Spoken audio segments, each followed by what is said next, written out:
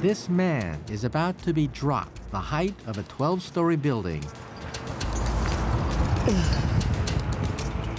all to explore our experience of time.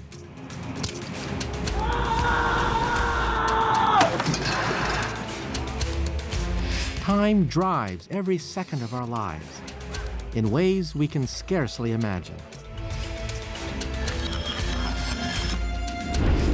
But what is time? This is the quest to understand time and our place within it. It's a journey that starts with cutting-edge discoveries into what makes us tick, and ends with the mind-boggling implications of cosmological time.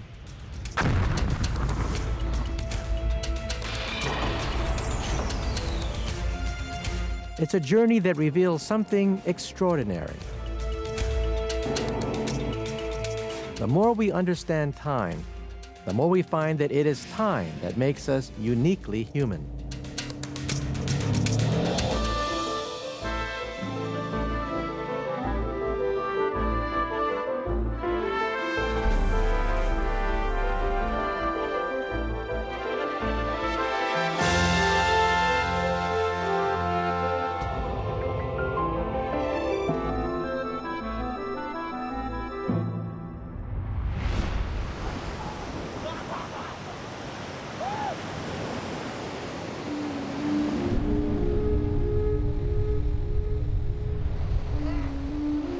Time is the greatest force in our lives.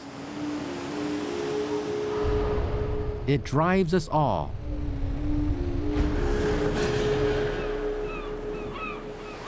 We are all obsessed by time. We never can seem to get enough of it. Time is invisible. Time is untouchable. And yet time rules our lives. As a physicist, I've spent most of my life studying time, and I know it's one of the greatest mysteries in all of nature. We all know that time is out there, but we can't see it, feel it, taste it, touch it, or smell it. So how does it exert such power over our lives? In this program, I'm going to find out. This is the story of personal time, the everyday time that shapes us as people.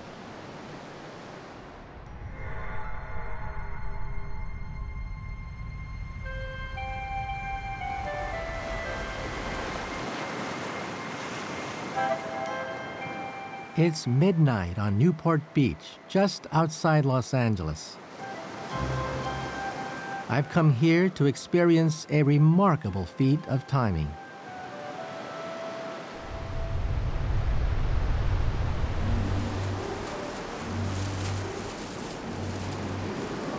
And sure enough, they're coming right on schedule.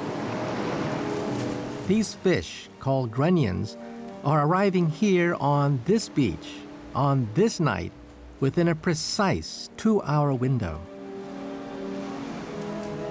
There are masses of them already. This is truly amazing. I've never quite seen anything like this in my life before. Hundreds of them on this beach. This is remarkable. Within minutes, the hundreds have turned into thousands, all arriving right on cue. Somehow, without a compass, without a GPS system, without a wristwatch, without a calculator, they're able to navigate the Pacific Ocean. They know to come right here to Newport Beach, right on time, and it's almost like clockwork. And the reason they've come here is to mate. They have just 2 hours to carry on the species. This is really an exquisite sense of timing that they have, and they get it right every single time. Time is a force of nature. that these creatures have to obey. And if they don't obey, then they simply don't reproduce at all. So time is more than simply an abstract concept. To them, time is life and death. If they get their timing wrong, then they simply vanish as a species. The Grunions achieved their remarkable timing by following cues from the moon and the tides. But it's not something they think about. Their timing, however precise, is purely an instinct.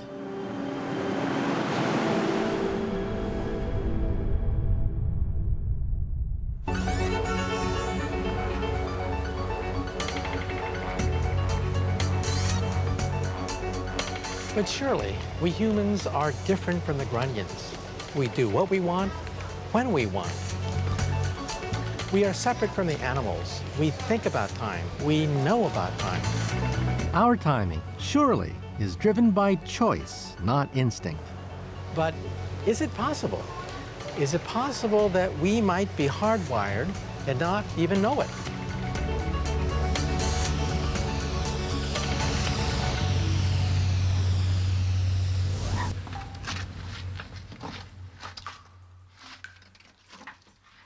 In 1962, one man decided to find out if we were unknowingly controlled by time. Michio Kaku, a French geologist, went to live in a cave for 2 months, initially with the aim of studying a glacier. As a young geologist, I decided to stay 2 months to study this ice, you know. And at the beginning, the study was only geology. And then I have the idea of my life. I decided not to take a watch in the cave. I decided to live without any time cues.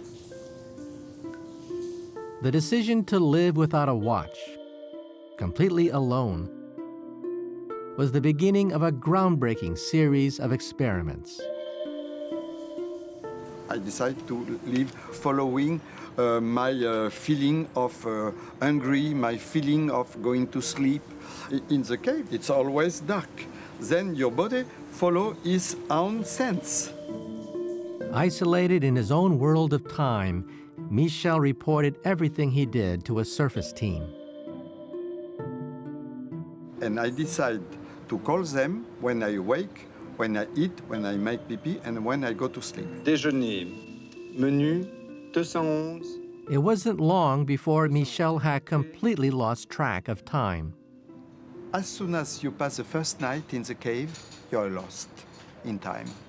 You are lost, completely lost. And you don't know if you have slept only 1 or 2 hours or if you slept 10 hours.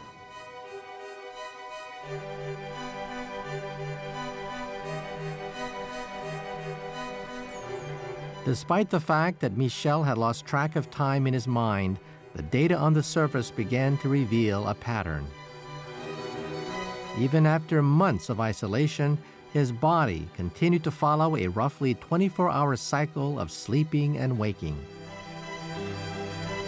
Astonishingly, something was controlling his timing from within.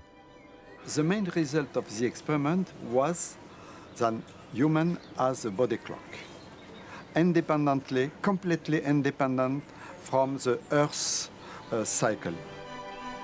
Michel Kaku's experiment had proven for the first time that it isn't only animals who are slaves to their body clock. For us too, time is an inbuilt biological mechanism controlling our behavior.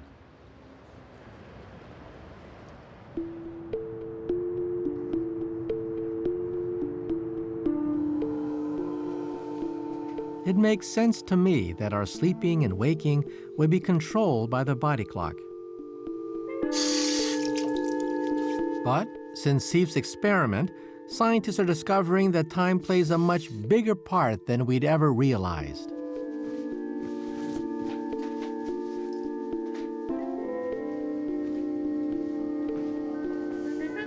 And over the next 24 hours, I'm having a series of tests to find out. You must be Benita, right? Yes, I am, I yes. see.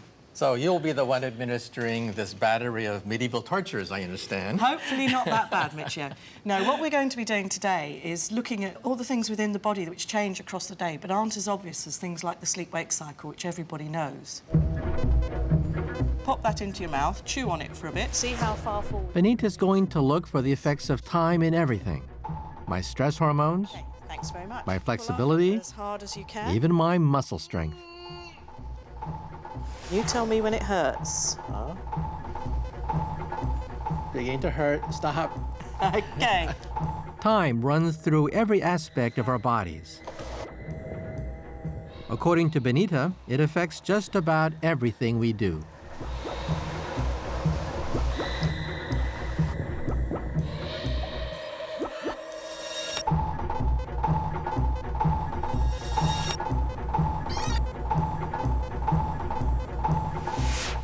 Michio. Oh, there's no escaping. No. Oh, okay. Throughout the day, my physical performance seems to be changing dramatically. Ladies and gentlemen, we are now in our descent and will shortly be landing. I knew that somebody knew something about the fourth dimension. That somebody knew something about... I'm terribly sorry. Oh. Can we interrupt you? Oh, Can we okay. just do one of these tests for me again, please? Sorry about that. Even the chemicals in my saliva are subject to time's influence. Thanks very much. Thank you. Okay, my pleasure. Somebody knew something about space warps.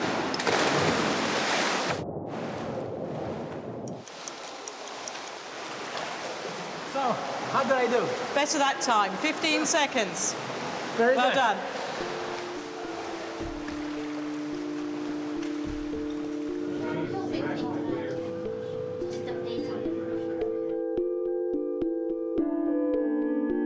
So at last, 24 hours after the test began, I'm going to find out just what was going on. Oh, hello, Michio. Hi. Nice to see you again. Right, hi. So shall we have a look at some of the results Yes, I'm we got dying the to other find day? out what happened Right. after being put through the ringer. Well, that's right. So we'll start off with the saliva samples that we took. You remember that was to look at cortisol? How can I forget? Yes, which is a hormone related to stress, and it has a daily rhythm. Now look at that. I would have thought it would be at the bottom. You know, you're rested in the morning, you're groggy. I would have thought that you're unstressed. Yes, maybe your stress levels aren't high, but the levels of cortisol are high, so that when you get up in the morning, you should be wide awake and able to go and do things. See. So this is basically our evolutionary cup of coffee then, right? Yes, that's right, yes. This is what gets us going in the morning. Yes, it helps. I see. It helps indeed. Dramatic. So It turns out that almost all our body processes follow predictable cycles. I mean, you've got a very They are controlled by time. So tell me now, how did I do on the pain test? You can see a difference between the morning and the afternoon. Yeah, quite dramatic. Look at that. Yeah. Why is it that the pain threshold changed in my body during the day? It's quite dramatic. Yes, it is, and it's because the nerves are less sensitive later on in the day, so that it takes more to excite them to send the message to the brain to say, ouch. Well, if we get the strength up, you can see here what we were actually measuring. Because And you all were these standing different on it, processes are governed by one master clock, back muscles. a central timer that orchestrates every bit of our biology. Pulling was it was using your leg muscles and your back muscles. So all of these parameters that we've measured today, the rhythms are all controlled from one small group of cells which make up something called the suprachiasmatic nucleus, which is buried right in the middle of the brain. And this is where the master clock is, deep within our brains. A cluster of only 20,000 cells, no bigger than a pea. An organ of time that synchronizes every process in the body.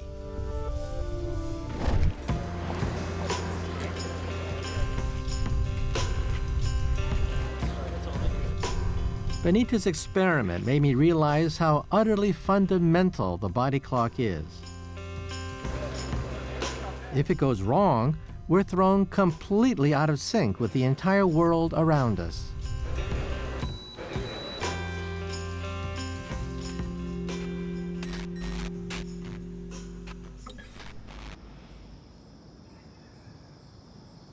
In the middle of the night, at 3 a.m., when most people are sleeping soundly, two inhabitants of Liberty, North Carolina are starting their day.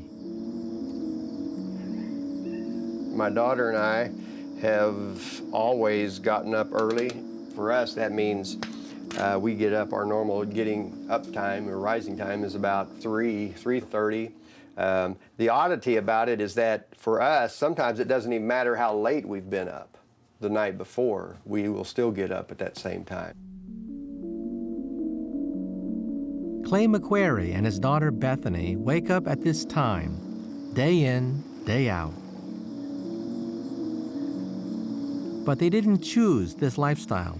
They have an incredibly rare disease that forces them to run on a different schedule in the lonely hours of the morning. Employees are out there watching. Like this all year round. Oh, yeah. Get some of those fries out of the frozen section. I'm able to get a lot done before I even go to work and before really most people's day starts. So I'll go to the store and get groceries, 5:30 in the morning sometimes just to beat the crowd. Without any hope of a cure, Clay and Bethany have had to adjust to this dislocation in time. Oh, Dad, look, donuts. I'll go to sleepovers, and of course, I'm the first one to fall asleep ever, and so I never know what's going on after when I fall asleep, or sometimes I'll go to concerts and stuff, and I'll get kind of tired. I'll have to take a caffeine pill to help me stay awake and stuff. For Clay and Bethany, it's like living in a different time zone, and biologically they are. Yeah, I'm hungry. Recently, they've discovered their condition is caused by an abnormal body clock. I think I could hear you. It's called ASPS, or Advanced Sleep Phase Syndrome. Approximately 2 years ago, that's when we found out about what ASPS is and what it involves, what it's like. My dad, he grew up as a dairy farmer, and so he got up at 4 o'clock in the morning and milked cows. So for him, ASPS worked out beautifully, to be able to get up early and to do that. So when we were growing up, I guess I kind of wondered if I just kind of inherited it from him as a dairy farmer. Unfortunately, we didn't get past the first formation. He had to kind of stand there. I think Bethany and I are very close. I think because we've had those early mornings together all of her life, that I would think I have a closer relationship than I would think some fathers, because they haven't been able to have that time together. Like Mr. Owen says, it's a great day to be a marching blue jay. But ASPS doesn't affect the whole family. Talk to us after the game. Clay and Bethany have it, but Clay's wife Janelle and their son Casey don't. And this means that their family is divided in time. There's been times when I wished, we would kind of function the same as other families. It does make it hard when you're wanting to be together, and if we want to do something in the evening. So I think we intentionally plan to do things mid-morning. We go to matinees for movies instead of going to the evening movies, but we just don't schedule a lot in the evening. Only a handful of families in the world are known to have ASPS. And their DNA is helping scientists to unpick the very basis of our body clock.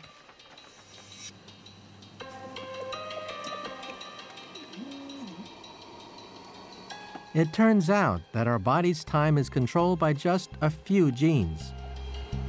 And a single mutation on a single gene is enough to cause it to go completely adrift. Studying these genes has revealed something quite extraordinary.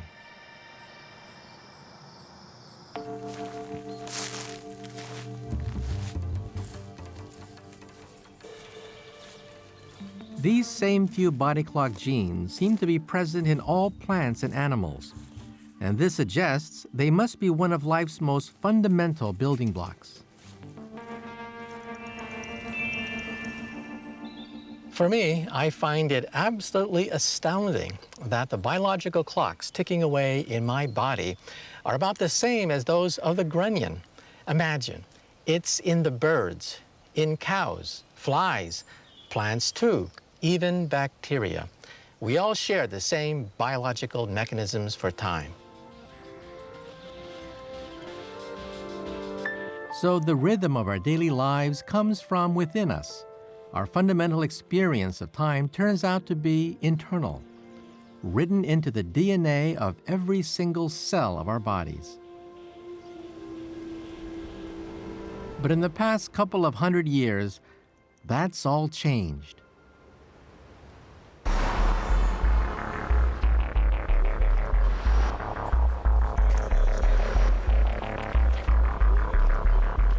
The rule of nature has been replaced by the rule of machines. Industry, global travel, and electric lights have created a brave new world in which we control the length of our days. We're no longer at the whim of nature. Technology has allowed us to create our own time, but at a faster pace.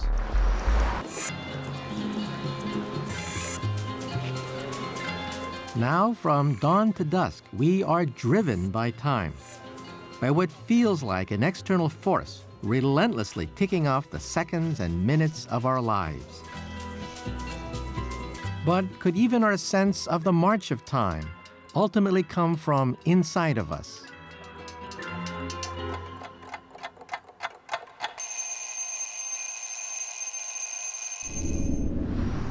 It seems we all have a sense of time passing, and how much. Even in a completely empty environment, in the absence of any information, we still have this ability. It's like a sixth sense. So there's something going on inside of us, something in our mind that allows us to judge the amount of time passing. And scientists have asked the question, how do we do this?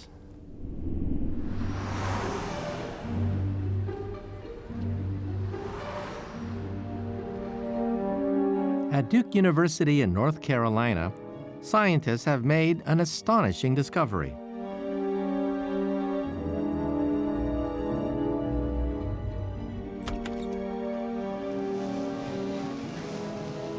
Welcome. I'm going to take part in an experiment to reveal just how we sense time passing. It's all down to something Warren Meck calls the stopwatch. So you believe that there's a stopwatch in my brain that's sort of ticking away, right? I mean, how can that be? Well, the idea is that there's a brain circuit in there that's very selective for keeping track of time. And that when we put you in the scanner, we can actually see that circuit at work. It's going to light up in some sense? Your machine's going to be able to look right in and see certain centers of the brain lighting up? Well, if we can get you to focus on just the duration of the events in there, that'll put a spotlight on this stopwatch. And so you're right, we're going to be able to activate it and just look right into the brain.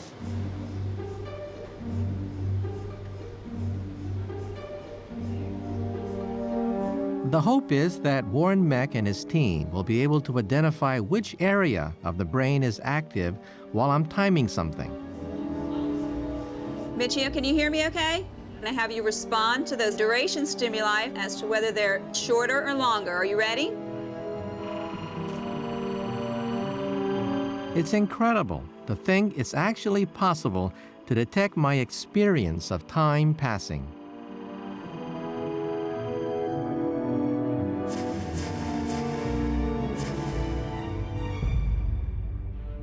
Anita just sent it over. Let's take a look. Oh, look at that. Oh, wow, that's my brain. Over here, we're looking for what parts of your brain were activated when you were trying to time the duration of those stimuli. Warren, look at this. This is by far the brightest part of the timing part of the brain. What's happening there?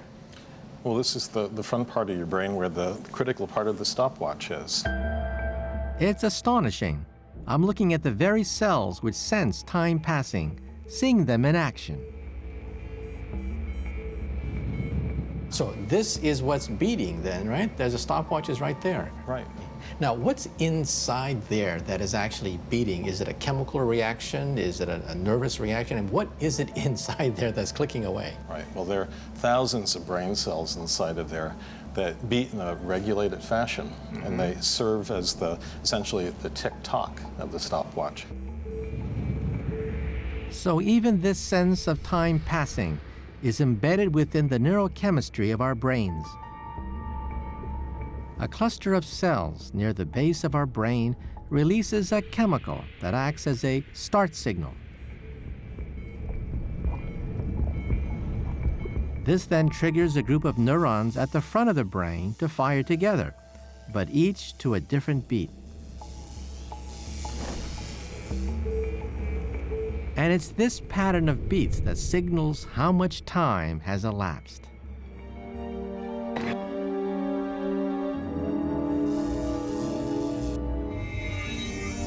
This process is happening constantly, without us even knowing it. We're continually timing the world around us.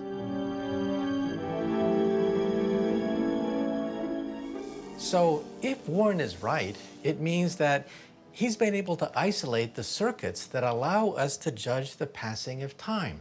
The organ, so to speak, that allows us to measure the beat of time itself.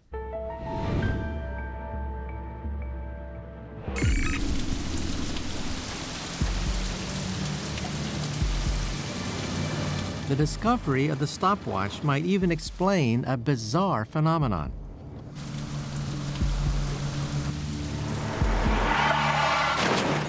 In life-threatening situations, people say that time slows down, so much that they could see every tiny detail.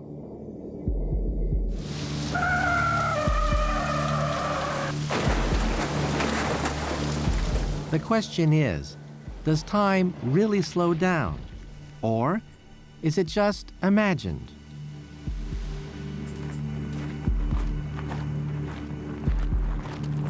We're going to find out. Psychologist Dr. David Eagleman is about to conduct the first ever scientific experiment to explore whether time really does slow down in a near-death situation.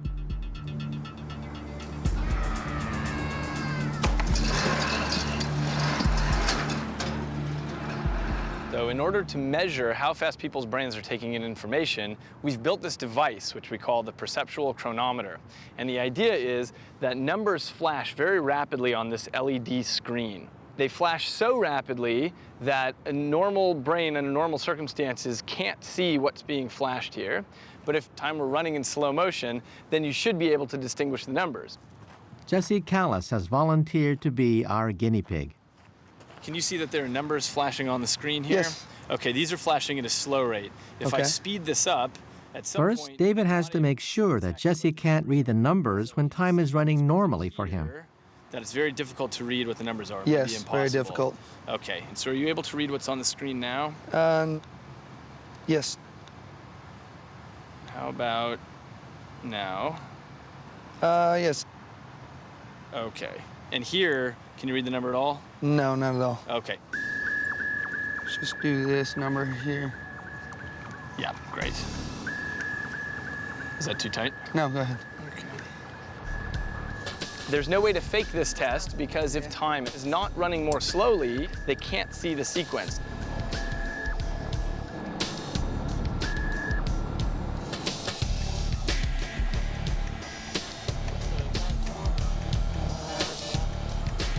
Nervous. It's a long way down. It's almost down. I'm too scared.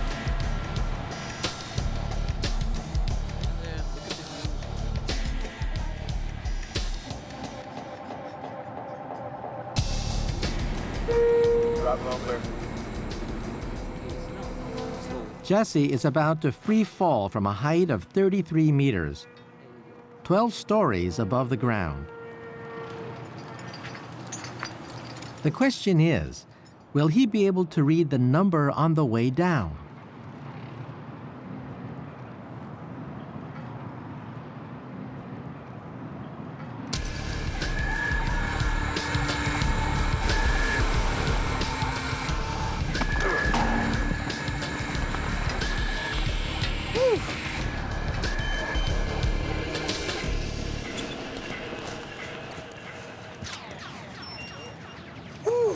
It's great. Jesse, did you see any numbers on the display? Yeah, 56. 56, all right, let's verify this. Okay, the number that was actually presented was a 5 and a 0, 50. The 0 happens to look a lot like a 6. So what this means is that, at least mostly, he was able to see a presentation rate that he was not able to see under normal circumstances. Maybe what we can do is try again and see if you get both the numbers right this time. Again? Again. Okay. Hey, Hayden, so watch your head on the side face to me. I find this result fascinating. I would have loved it if he saw both numbers exactly correctly, but this at least suggests to me that he's able to take in information faster than he was before.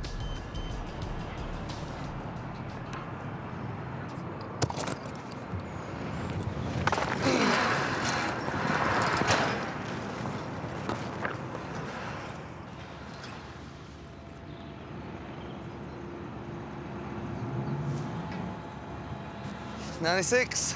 96? True? That's what I saw. The answer is 98. Hey, that's great. So for a second time, Jesse has seen a number very similar to the one on the screen. These results today are very encouraging because this is the first evidence that somebody's brain can speed up and they can see the world more slowly during a high adrenaline situation. This is the first demonstration that time really can slow down.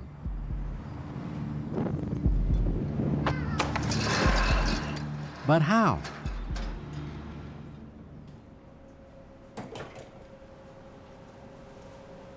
Back at Duke University, Warren Meck is exploring this remarkable phenomenon by giving mind-altering drugs to rats. We're particularly interested in drugs like cocaine and marijuana because we believe they can distort time perception by compressing time or lengthening time. Hi, Ray. Is everything ready? Hi, Ron. Yes, everything's ready. Good, let's go. He's going to test whether these chemicals change the stopwatch mechanism that allows the rats to measure time.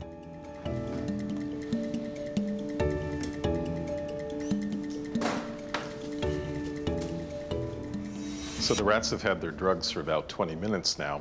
As you can see, the marijuana rat is mellowed out. The cocaine rat's gotten quite mad and is trying to escape out of this cage here. And the saline rat is just acting normally. The plan is to give the animals a timing task.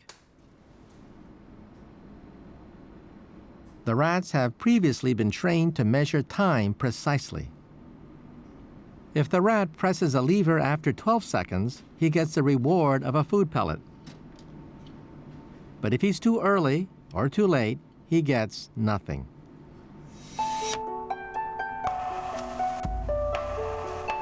The rat, given saline only, does this task perfectly and presses the lever after 12 seconds, the correct time.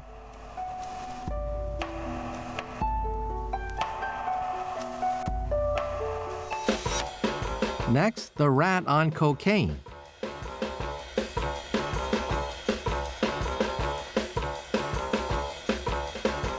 For this rat, time seems to zip by. It presses the lever after only 8 seconds.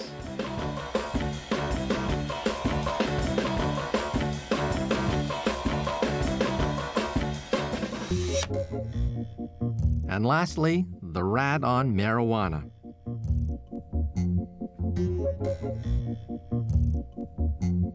Here, time seems to have ground to a halt. This rat doesn't press until 16 seconds have passed. So overall, we're seeing a modulation of the stopwatch where we can speed up the stopwatch and slow down the stopwatch, or we can maintain normal speed under control conditions. So it seems that our very real experience of time speeding up or slowing down can be directly influenced by chemicals. And this could account for what's happening in the free fall. Under high stress, we release adrenaline, and this, just like a drug, affects the chemical pathway of our stopwatch, slowing down time.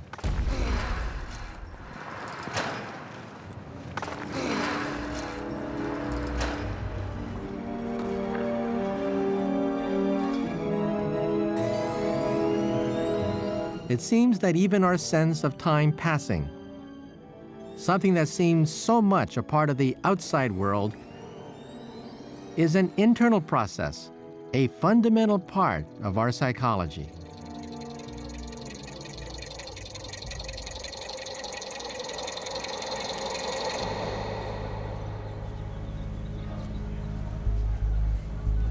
But not all our sense of time can come from within. As a physicist, I know that the external world dictates the way time flows. Thank you. I'd like a black coffee. Black coffee, please. And that surely has to have an impact on the way we experience it. In some sense, we are prisoners of time. You can't escape it. You can't jump out of time. You can't stop time. And so then the question is, what is it? One thing we know is that time always marches forward. It never falters or freezes.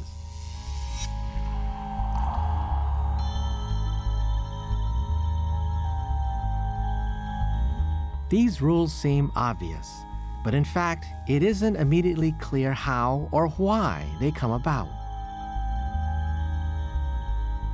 Well, when I was learning physics for the first time, I had the shock of my life when I suddenly realized that the laws of physics do allow you to go backwards in time. There's nothing in the laws of physics that says that time has to go forward. And so then the question is, why does time run forward and not backward?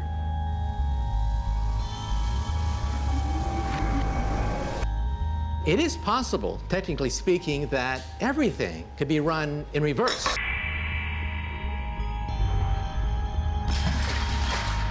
The reason we don't see time reverse in real life isn't because it's impossible, only very, very improbable. So we can't reform a broken cup, or for that matter, undo the memories of it breaking. It is so improbable that it's not going to happen in your lifetime, or for that matter, the lifetime of the universe.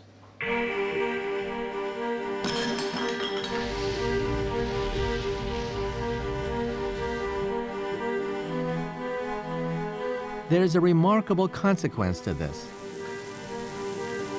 The past is always fixed in our memories, and the future is yet to come.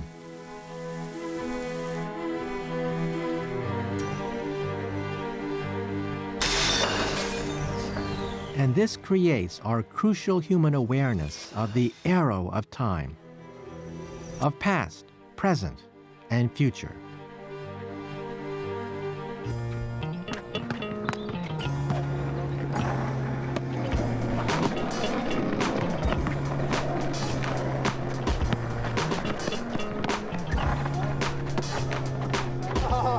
The whole of human society is built around our ability to comprehend time as the past, present, and future. Everything we do, every action, requires that we understand what's just happened and anticipate what will happen next. This understanding is one of the greatest of our human abilities, and we use it continually. I constantly think of the past and the future, but I know that I live in just one time, and that is the present. But the question is, how long does the present last? Perhaps no more than just a fraction of a second.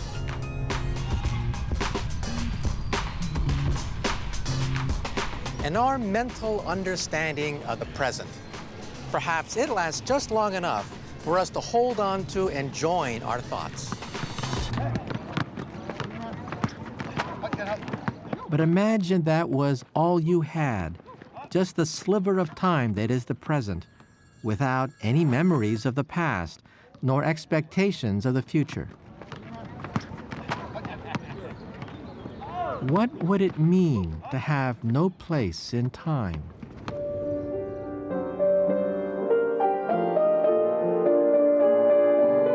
One man is consigned to live entirely within the present, with terrible consequences. Clive Waring has the worst case of amnesia ever known.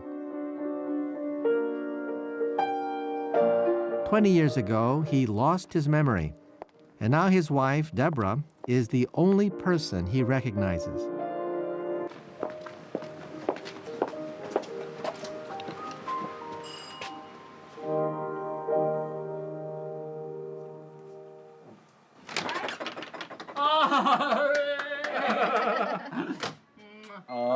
Clive really only has less than 30 seconds memory. And sometimes it's as little as perhaps 7 seconds. It's as little as a sentence. I'm going to see your sister, Adele. Her daughter's got married recently I see. in New Zealand. Ah. And so they're having a party. Funny how the ladies acquire a different title when they get married. Do you know who I'm going to see tomorrow? Buckingham Palace. No, really guess. I don't know. You don't know? Adele. Oh, I see. Do you know why I'm going? No. She's having a party at her house tomorrow. It's her birthday, isn't it? No. Yeah. Do you know why? No. It's to do with her daughter. Oh, I see. Do you know why her daughter's having a party? No. Guess. No, I don't. She's just got married. Oh, I see. She just got married in... Do you know what country she just got married in? No, I don't. In New Zealand. Oh, I see. Yeah. The sentence he is in, he will probably have forgotten the sentence before. You ask him a question and he'll give you an answer, but while he's giving you the answer, he's already forgotten the question. That's how short it is. I'm going to see your kids tomorrow. You want to see my kids? Yeah, your children. What are they up to now? Do you know what they're up to now? No. Guess what you think they're up to. No idea, I couldn't guess. I don't know what their O-levels were. They hadn't got an O-level last time I was conscious. So I didn't know what possible thing they could do, did I? No. No, I couldn't possibly guess. Where do you think they are? No idea. I don't know where I am. No. Well, Anthony is the oldest. What do you think he's doing? No idea. She hadn't got O-levels last time I was conscious, so I don't know what he's good at. He's got a PhD now. Oh, is he? Oh, good. Imagine never recognizing your own children or your own home, not even knowing who you are, not being able to hold on to the past or present for long enough to imagine the future. Do you recognise this place, Blue Anchor? I prefer the White Anchor. Do you think you've been here before? No. Doesn't look familiar. No. Salmon, lamb, pork, chicken. Chicken, I think, would be marvellous, yes. Char-grilled stuffed chicken. Yes, that would be marvellous. That's yes. what we were talking about, mozzarella and yes, please. mozzarella and basil. Not only is Clive unable to remember what he's ordered for lunch, but he can't remember which flavors belong to which foods. What have you ordered? I don't know. I think it was like chicken. What's it on? Salad. Salad. Yeah, cooked salad. Cooked salad. Since Clive is unaware of anything that's just happened, he perpetually thinks that he has just come round from a lengthy period of unconsciousness. I've never seen anyone at all. I never heard a word until now. I've never had a dream, even day and night the same, blank. Precisely like death. No thoughts at all. Brain has been inactive and day and night exactly the same. No dreams even.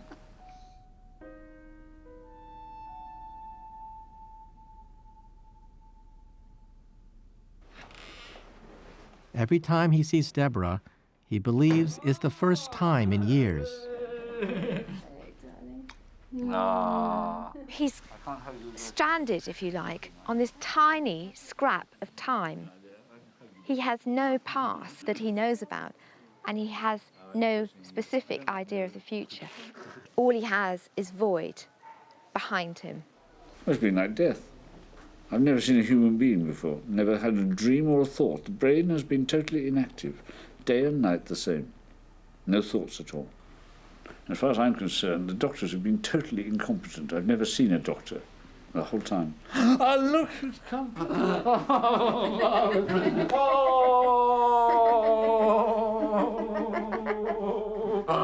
Oh, you're wonderful.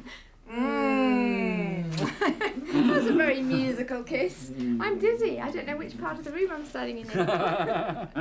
Can we dance? I think so. Right. Before his illness, Clive was a successful conductor and musicologist. And one of the few things that have survived is Clive's ability to play the piano. It has been devastatingly sad to watch how frustrating it is for Clive, who is the man I love, to suffer so horribly. I do not know of a more horrific state to be in than to have no knowledge of the whole of your life, no knowledge of any events that have ever happened to you, and no idea of anything except now. Clive's tragedy is to feel such intense human emotions without ever being able to anchor them into his memory. He's a man utterly lost in time.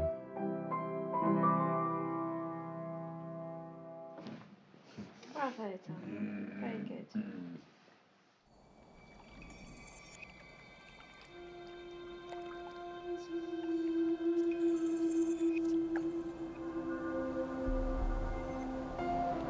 Time is so much a part of us that we rarely question our experience of it.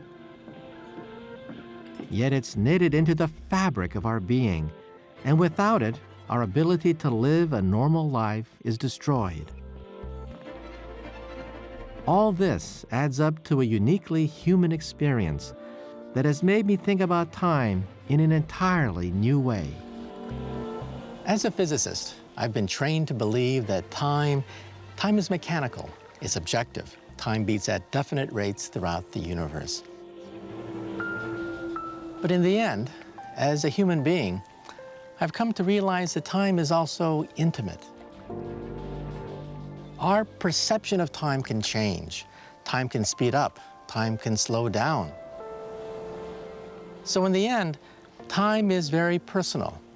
It comes from within.